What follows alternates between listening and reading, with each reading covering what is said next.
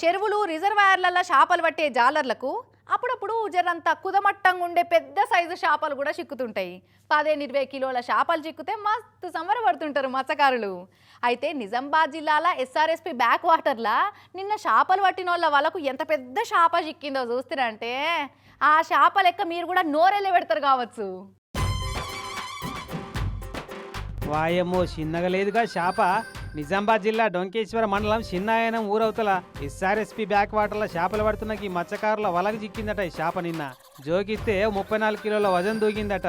అగ చూడు 2 చేతుల నిండా ఎత్తుకొని ఎట్లా చూపెడుతున్నారో. ఎస్ఆర్ఎస్పిలా 34 కేజీల బొచ్చ పడడం జరిగింది. చాలా సంతోషంగా ఉన్నది. మరి ఉండదా సంబరం గింత పెద్ద చేప పడ్డాక?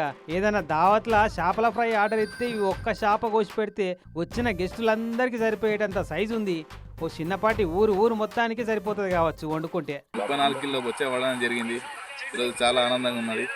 ఇది భారీ అతిపెద్ద చేప ఇది ఎస్ఆర్ఎస్లో. కానీ 5 కిలోలు 10 కిలోలు 15 కిలోల దాకా పెరిగే బొచ్చలు ఇదివరకు మస్తుగా చూసినాం. కానీ చెరువులల్లా 34 కిలోల బరువున్న బొచ్చను చూసుడైతే ఇదే ఫస్ట్ టైం అని అంటారు వీళ్ళు కూడా. మరి ఇది మునుపటి సర్కారోళ్ళు ఈ ఎస్ఆర్ఎస్పి బ్యాక్ వాటర్లో ఇడిచిన చేప పిల్లన, ఇప్పటి రేవంత్ సార్ సర్కారోళ్ళు ఇడిచిన చేప పిల్లన తెలియదు. కానీ దీన్ని చూస్తే మాత్రం అధికార ప్రతిపక్ష పార్టీల లీడర్లు మాదంటే మాదే ఈ పనితనం అని పేరు కోసం పంచాది కూడా పెట్టుకుంటారు కావచ్చు.